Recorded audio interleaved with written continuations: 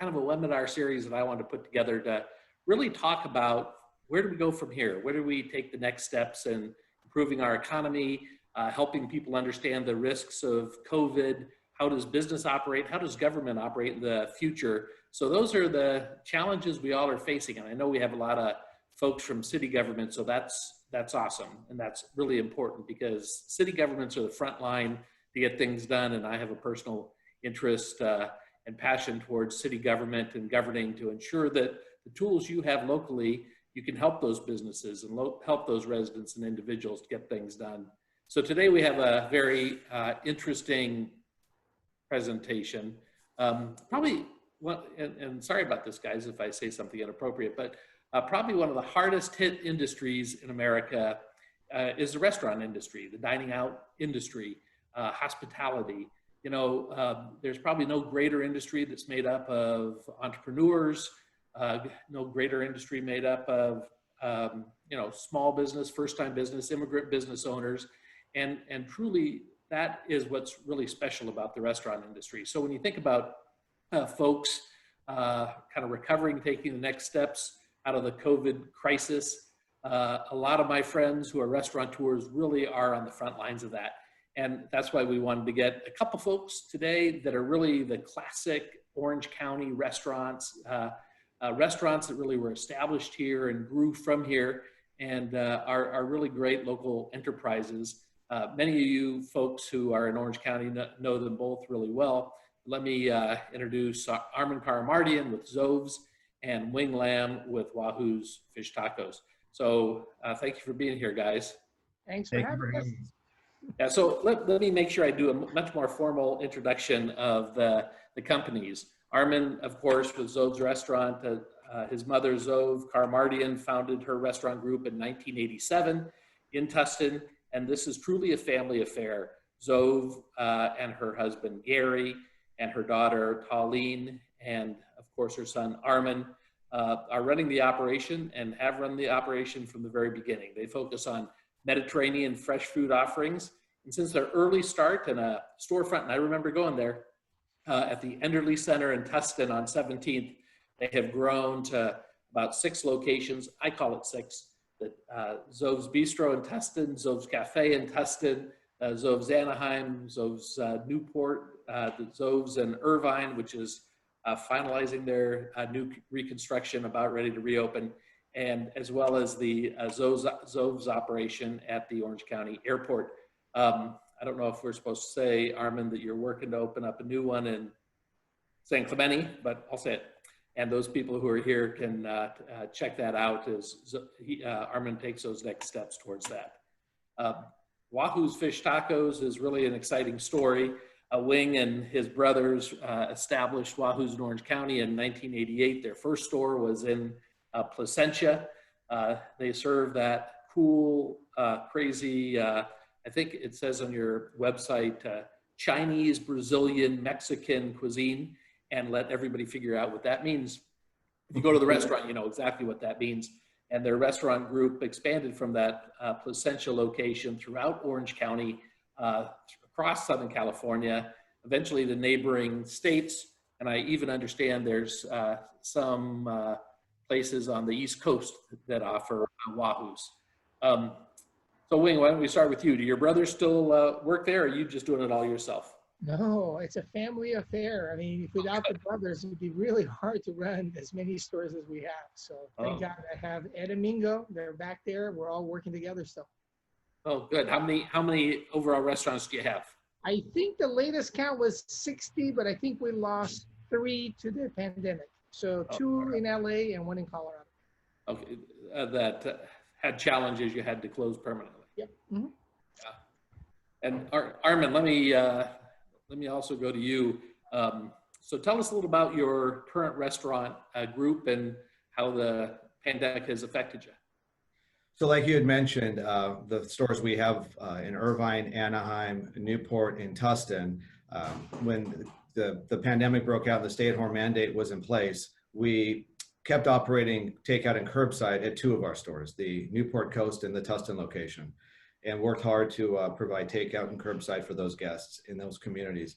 Irvine, we had a planned renovation already in the works, So the timing of that was actually appropriate to commence on that work, which, like you just mentioned, is finishing up here, hopefully as soon as some point next week. The Anaheim location, it's unfortunate with, the games and the concerts and the convention activity with Disney. The dynamic in Anaheim is unique. It's a special, it's a special community that really thrives off of those ancillary events. And with Disney postponing their opening and not having fans at the stadiums and the arenas, we've decided to suspend it, TBD. We just don't know yet. We'll figure out when the right time is to open, but that, is a location that we will continue to operate in some fashion at some point in the future. Great. Hey, there's a number of folks that are participating, and that's great to have you all there. If you want to send us a Q&A, go to the very bottom of your screen where it says Q&A, and you can send us a question. And as we walk through the discussion of restaurants today and where we're going to go from here, if you have a question in that regard, I'd love to ask the guys. So with that, Wing, where are you at? You had a couple restaurants that are challenged. All the rest of them, are they back open, or where are you at this moment? When it first hit, I would say we took about an 80% haircut, which was not very pretty. And with it went about 80% of our staff. So, it was very challenging.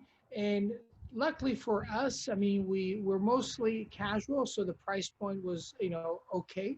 But now you're competing against supermarkets. So my job was to basically see what stores we could keep open.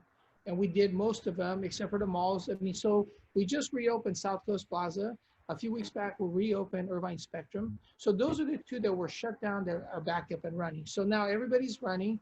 The LA ones, obviously, I don't have to tell you about what happened in LA because it was just a whole different country in LA.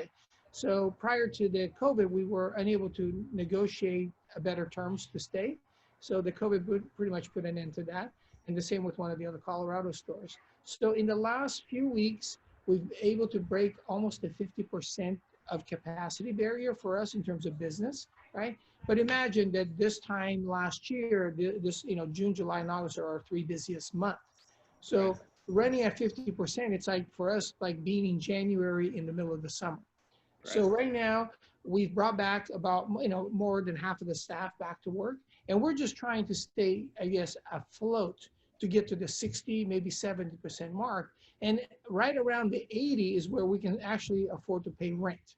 Because right now, right, because that's that other 10+%, right? Yeah.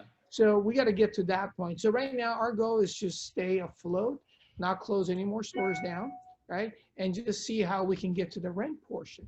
And this is where it's been an ongoing, I would say about half of our landlords have been willing to negotiate some kind of a percentage break, not a postponement, because I can guarantee you, and Armen and I probably feel the same way, any postponement means you're going to be shutting down at some point in the future. Some kind of shared responsibility is the only way that we're all going to be able to survive. So right now, as more restaurants open, we've actually the last week for the first time flattened our sales because now there's more options. So it's kind of good and bad that everybody's back working, but I don't know about Armen's number. It's the first time we actually didn't see a week-to-week increase in sales. I see. And you kind of point to a couple of the things that are beyond, behind the curtain for a lot of businesses, but restaurants probably the most, and that is as you furloughed employees, you're trying to take care of them as best you can during this period of time, and then how to bring them back. A lot of folks have the story that many employees are not that anxious to get back because of the unemployment benefits that are relatively generous in this context. Are you having that same struggle? Yes, we're having a little bit of that, but more important is the adjustment. Because remember, when there's only 2 people, 4 people in the store, there used to be 15. Everybody's multitasking, everybody's running. So it's almost like you coming into a game and everybody's running and you're trying to warm up. So a lot of the new employees are trying to play catch up to the new speed, the new pace, because we're all having to multitask, right?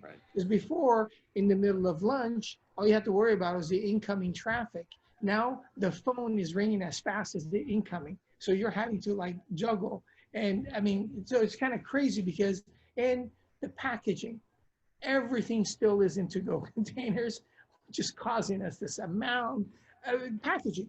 Because it's easy when you're taking out food and you see, oh my God, I'm missing something here.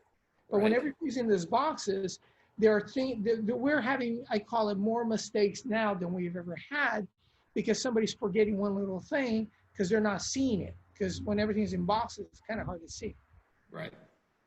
And you're facing some of the same stuff, Armen, right? As you extend even your to-go program, you have employees focused on that, but then trying to reopen your stores and getting people back from furlough into employment, that's been a challenge.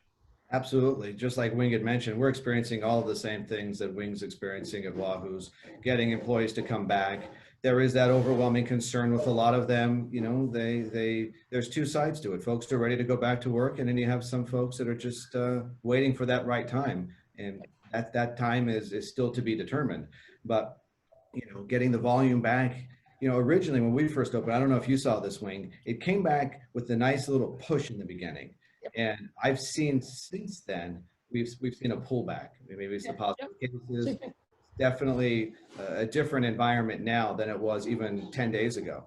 And, you know, not only managing the takeout component of the business and the adjusting to the, you know, this new norm, but all of the safety measures that we need to take into consideration every service every day, from the masks to the gloves, to the taking of temperatures, to the partitions, to the sanitizing of surfaces and the wellness checks. And it's important because that's how we're gonna be able to make sure that our staff, that our guests, anybody that walks through the building, even our vendors, are all safe and taken care of. But with that, with the gloves and the masks and the partitions and all of these new elements to operating a business, there is a cost. These are not inexpensive endeavors that any operator that's doing it can take lightly. There's significant costs involved now. And let's get that to that in a minute. There is a quick question from Skip, and that is, what have you done generally with your rents and paying rents? Have you gotten landlord relief, or do you have landlord pressures? Both. I would say, without naming any names, because we don't want to all get in trouble here, some of the landlords have completely understand the position we're in, and they appreciate the long-term relationship we've had. So they're great. So it doesn't really matter whether they're big or small. It's just about their attitude and perception, right? Because if they understand that, hey, we're all in this thing together, then they're willing to share on the up and the down. Some of the landlords are like, hey, you signed a lease, tough it out. And I'm like, well, okay, you know, that's their stance. I mean, again, we did sign the lease. Nobody forced us to sign it, right? But nobody saw this coming either. So that's the thing that we're hoping that they can see it. And, you know, right now they haven't budged yet. So I would say about half of our landlords are, you know, working with us. I say half are still like, let's wait and see, you know, because they're thinking that we're going to turn the corner now. I think that's what they thought. And as far as I know, you know, I don't know about you, Armen, we're only at half, you know, we're not at 100 yet.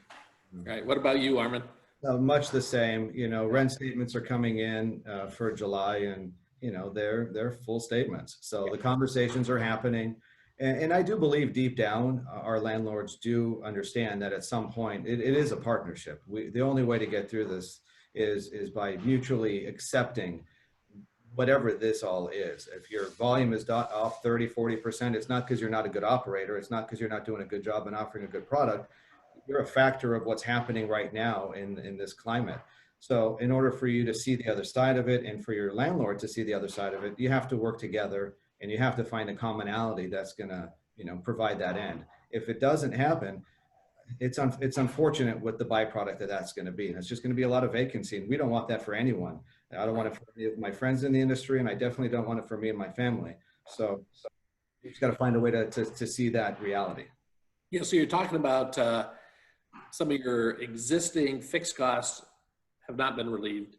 Your revenues have certainly been depressed, not only disappeared for 2 or 3 months, but now slowly recovering. Employee issues, but you also have additional costs, right? Both of you have talked to me about all the steps you've taken to ensure you have a safe dining environment, both for your employees and for your patrons. So Armen, tell me what Zoves is doing to ensure that you have a safe place there for your guests. Well, based on what you said, really want to get in the restaurant industry these days, huh? It sounds like such a romantic industry. What we're doing is starting from the moment our staff arrives at work, we take temperature. We take the temperatures, make sure that they are, temperature's normal. We have a wellness check, and it's following the state guidelines of what those criteria are as far as making sure that no symptoms, leaving the country, things of that nature. And then when they get to work, mask is on in the building, gloves if they're going to be handling any food, or if they're going to be coming in contact with one another. And then as far as throughout the rest of the day, making sure we maintain social distance. We've done that with our physical tables. We have partitions between tables, like fixed booths. And at the bar, I mean, some people like that, partitions at the bar. We have them. I won't name names. Yeah, you may be able to see them. They're kind of right behind me over there. So we have the physical partitions as well. And we really, work hard to provide that environment for our guests as well as for our staff. Now, guests, we don't mandate that, they wear the mask when they're dining with us, because that still is a to be determined skill set, and how you eat with your mouth covered. I don't know if anyone's quite figured that one out yet, but it's one of the challenges of having a restaurant is the mask does have to come off at some point. Yeah. And what are some of those additional costs and challenges in protecting people that you've addressed, Wing? Well, the same thing, like I said, we and Armen and I share this, but which is kind of like still not mandated, but we both got our face shields. And the thing is, it's because if you haven't worn a mask for a long period of time, you're deprived of oxygen. It is a fact. Right. Okay? I've twice almost fell flat on my face because I got up from my couch too quickly and completely went, lightheaded. You don't have to wear those at home, just every place else. But because I'm wearing it all the time, right? Oh, so you get lightheaded. So we, through the, health department, FDA and all that, the shields allows you to breathe a little bit better. Right. And the whole idea is not to get, the moisture out to each other's face, right? So we have some of our cashiers, we had them try both. And a lot of the cashiers prefer the face shields because it's easier to breathe. That's really what it is. But they both do basically the same thing, protecting the customer from the, moisture content going in or out, right? So that's what we've done. And again, in a perfect world, like for me, when I'm out making the deliveries, and Armen and I do the same thing, it's gloves, it's masks and shields. I want to make sure that I'm not going anything, either direction, and we're safe because we're going to a lot of hospitals.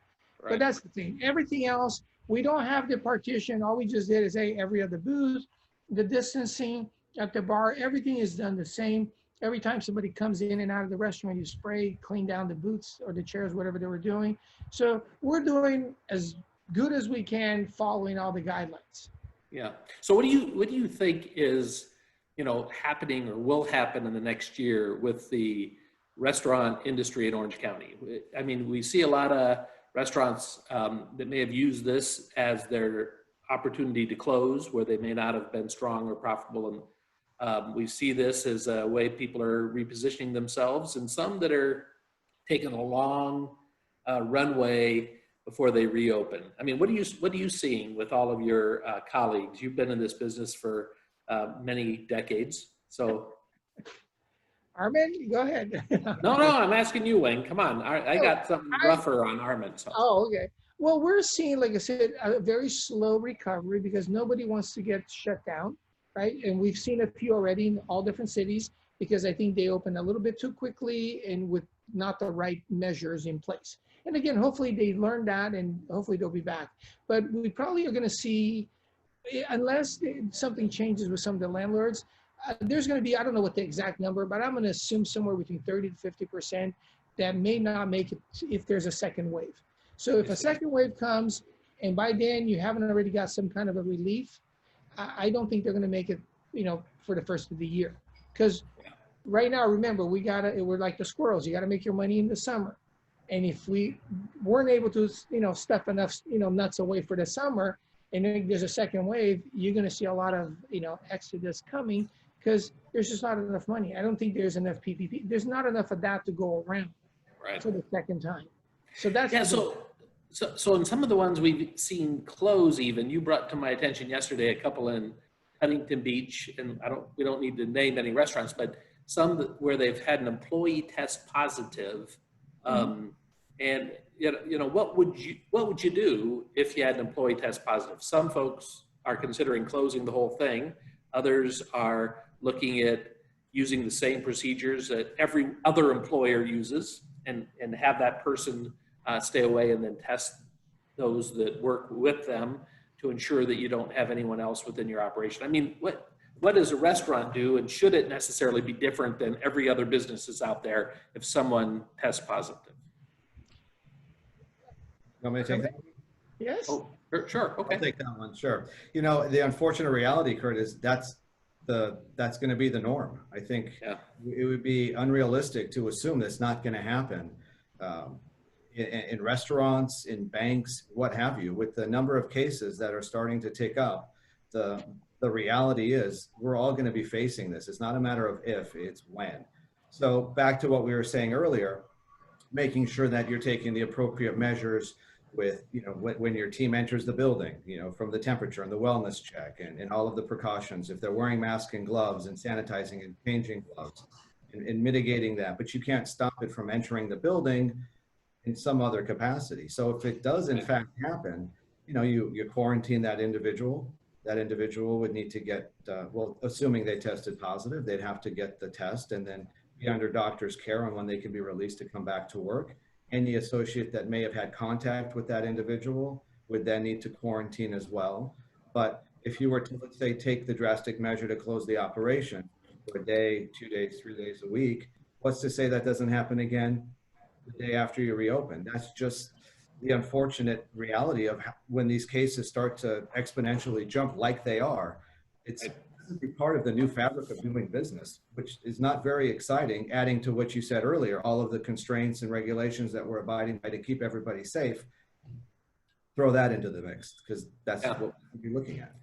Yeah, and part of it is that definition the public has to have, and that's to be made person by person, or customer by customer, as to what is a safe environment. If they come into your store, a restaurant, and feel your servers aren't using precautions, then they possibly hesitant in coming back. I think the same thing is going to be true in terms of people's acceptance of, there may be someone test positive at restaurant X. Does that mean that you should not go there? Or does that mean I need to know that restaurant is taking these steps to isolate that person and protect everyone who may have come into contact with them? I think that's part of the challenge that restaurateurs may have added. But to be honest, that's the same thing every business has, but it may not be as high profile as the food industry. Next week, we're going to have a lawyer from a good Orange County law firm, Rattan & Tucker, who is going to present some of the issues employers face in coming back to work, but also how do you address employees with that may come down with COVID or have family members, and what is the employer's liability in those instances. So we'll talk about that next week, but I know it's one that's right on your forefront.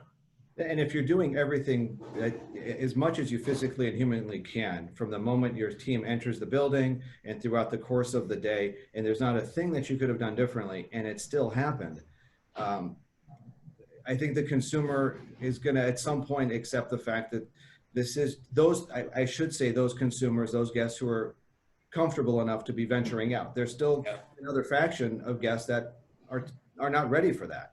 But if you've done everything physically possible and it still happened, what more could you have done other than not be open at all? Yeah. Well, I have two more issue areas. I know there's a couple more questions, and one is from my friend Jim. He just wants to know, with your up and down of business, where you're down flat, you start doing some takeout and things like that. Then you open the doors, and as you said, Armen, 10 days ago, you might have had people with expression of relief. Finally, they get out to the restaurant, and now it might be pulled back a little bit. How do you address issues of supplies and maintaining what the food sources and all of the inventory that you normally have? I'm sure you've reduced that dramatically, or you're managing that a lot more directly. So how has this affected, just maintaining inventory and supplies? Wing, do you have a thought on that? It's days or weeks that we're almost ran out of fish or ran out of one thing or another. But the big thing, tortillas. We've come there. We have to go out and get tortillas because it's simple stuff. But when you have that little spike and you have something happen, right, then you go, oh my God, we're going to be out of tortillas. So there's a couple of things that, like I said, and I'm sure maybe Armen can talk about, there's certain menu items that we temporarily said we're going to not do because one, we don't sell enough of it to make it, worth our time to make it, right? And I'm sure everybody's had the same, but I would say supply managing it, because my brother and I have this weekly, talk about Wing. Don't go do this because we don't know if we have supplies to back it up, which is a good problem to have in some cases. But it does create a little bit of I call it, the fire drill behind the door, because my staff is like, what do you mean you want another 100 meals, right? We don't have anything. So it's a good problem. Right, exactly. Armen, you have any additional thoughts on that? It's a lot the same. We've limited the menu and the offering to be able to consolidate inventory. The nice thing about it, though, is much like Wing and his vendors, you can get essentially anything 6 days a week. So if we ran out today, we can get it tomorrow. And it's also a measure of just preservation of capital. I'd rather have accessible capital than have it on a shelf in the refrigerator. So it's just managing that on a day in and day out basis. And if we run out of something, 3 months ago, that might have been a more drastic thing than it is now, where people are more accepting of that. They understand those things. And so let's get back and let's get to another important subject. And maybe, if people are reading any of the little blogs I'm writing, I think we always should be talking about what are some of the positive things that, have come out of this. And one of those is we can look at every government at every level during a state of emergency can take some really aggressive action, but they also can take some positive action to help business and other development take place. So, for example, the ABC, the Alcohol Beverage Control Department, they have loosened up a lot of the ways they deal with restaurants and alcohol. And there are other types of relief the government has provided. What have you seen, Armen, that has benefited you, some of those actions government has taken? Well, the ABC, without question, being able to sell alcoholic beverages to go, mixed cocktails, beers, things of that nature, has definitely been a help. And the passing of the CARE Act, I think, was very helpful for a lot of businesses as well. Being able to get those funds into the hands of small businesses. And I know that not everybody who applied for it received them, but putting funds in the hands of small businesses definitely was an injection of an adrenaline that was needed. And being mindful of altering it. It's not a one size fits all. In our industry, right, we're fortunate to receive that. 75% of those funds for forgiveness would have to be applied towards payroll. And Wing knows as well as I do, our volume's not there. And to think that we're going to have the same workforce in our stores over a period of time, we're not going to be at that 75% threshold. And then the other 25% going to rent and other fixed overhead. So, them modifying that to a lesser number of 60% and extending the number of weeks, all of those things are encouraging that they hear the plight of the small business owner. So I hope for that to continue, because we're not out of the woods on this. We're in the summer months, and we're the opposite of Wing's business, where this is their peak. This is our downturn. So we take our dip during these times of the year. So my concern for those businesses who may not be on the coastal cities are going to have that retraction, and being able to come out of it come fall and winter, if they can sustain it, preserve capital, and make it through. But I do think there may be another injection of funds that the federal government might have to throw out there. Yeah, and I'm a big believer that local government, though, can impact what you're doing. State and local government. So the ABC stuff is state. I personally think if it works, for example, the lessening some of the regulations with cocktails to go and things like that for people who buy takeout and other stuff, there's no reason why, in my opinion, those types of rules don't stay in place. There's a discussion out there of, if you have multiple restaurants in an area that now are all eating in one location outside, that an ABC license should be available easier. If any one of them has an ABC license, then you should be able to extend that to that group dining area outdoors. That brings up the whole outdoor dining concept. I mean, what are some of those other things have you run into, Wing, if you have any, that you see how local government can make your business easier and more successful? Just like I said, loosening the restriction. One of my buddies in Orange, he basically set up, I call it a indoor pop-up gathering at the OC Baking Company. And again, thanks to the mayor of Orange and all the folks there, literally it wouldn't be possible. They literally all have their own 6-foot table, and they have, I think, tubs of ice with some stuff in it. But everything is, you're not going to eat there. Everything's takeout. But it's kind of like a pseudo farmer's market pop-up. So nobody's eating there, but I guarantee you it wouldn't pass the code if an inspector were to show up. But that has been going on for almost 3 months. And without that, I think about another dozen restaurants would have closed up. Yeah, see, I think that's what you guys should do. Some of your brethren in the restaurant industry is really start finding out where those cities have come up with best practices. Really encourage cities to look at those and say, hey, do the same thing in all of your various cities. For example, I know one of the council members in Los Alamitos wanted me to say hello to you, Wing, and thank you for your business there. I mean, you should tell them specifically what's going on there in Orange and see what other cities can take those ideas and make sure they bring it to their city. Like they're doing at the beach, where they closed off Forest Avenue for the purpose of having outdoor dining for multiple restaurants. Those are all good, positive things that local government has been doing. Anyway, yeah, so your connection here, somebody said, is funky. The Laguna Beach closing down Main Street, I know other cities are looking at that. Down here in Newport, it just so happens that the Chihuahua Brewing Company, the landlord is also the owner of the beer company. So he literally took the corner of the parking lot and made it a beer garden. I mean, stuff like that, again, when you have the landlord and the tenant working together, right? It's the same person. But it was amazing. They've done that for almost, I think, 6 weeks straight. And I think maybe this weekend, I don't know if it's going to go away or not. But today, when I was driving back, it looks like it wasn't set up. The beer truck is already gone, but they might be back over the weekend. But then again, it allows for the same capacity that would have been inside, but now they're all in the parking lot. And I know that, Armen did the same thing with the drive up, at his place. Oh, great idea. Armen for his Fridays and Saturdays shifts in the parking lot. That continues. No city of Tustin treats you nicely in that. So maybe one closing thought. I guess I am breaking up since I got a couple people sending me a note.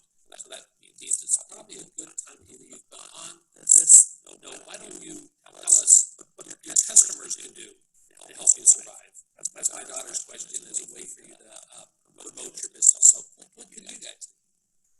Okay, I'm going to go with mine. Everybody can hear me okay, right, Armen? I'm good? Okay, good. So from a customer, remember, we're all trying to get along here, right? So for every day I get, because I personally answer our customer complaints, right? Customer service, that's what I do for fun, right? And every day I'll get one that said, oh my God, I can't believe such and such was not wearing a mask in your restaurant. So she walked out. Then I'll get another one that says, oh my God, I'm walking out because you told me to wear a mask. So I can't win. I'm just saying, guys, can we all just kind of it's not the law, but can we just kind of get along and just say, hey, when you walk in, for the protection of everybody, the safety, wear a mask.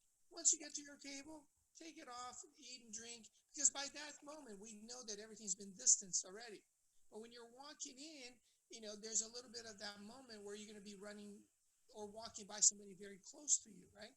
So it's for everybody's safety, just kind of, if we all did that, I think that what we've seen in the last 2 weeks with our restaurants incidents, I'm pretty sure that might have been avoided if people were practicing some kind of a social distance or wearing some kind of protectors or both, right? But right now, it's like I don't think anybody knows what happened to any of the restaurant closures other than people were tested positive, right? But I don't know. To me, it's like, hey, use your brain, common sense, but everybody's got an opinion, and it is America. It's a free country, so. Maybe we could close on your opinion, Armen. Have any closing thoughts? You know, much like Wing just said, you know, those operations that are taking these precautions seriously and doing everything they can, and typically you're seeing your loyal following. So, you know, we're seeing new guests, and these new guests are coming in because they may have heard of some of the practices that we're doing through all of this. They hadn't been with us prior to, and you know, I just would hope that they realize that the one thing that we know for certain in all this is we know absolutely nothing. We're all doing the best that we can, and we're taking it seriously. We're providing, you know, as much of a safe environment as we can, and we're all humans in this trying to navigate this. We don't know better than the other guy how we're going to see the other side of this, but I just would hope that they would know and appreciate that we care deeply about the health and well-being of not only our guests, but our staff and our neighbors, and we're doing everything we can until we kind of come out of the other side of this. Hey, well, thank you, you guys. Armen Carmardian with Zoves and Wing Lam with Wahoo's Fish Tacos. Everybody who's listening in, hey, go to one of those places over the next week, and let's promote local business and local restaurants. So thank you guys, and thanks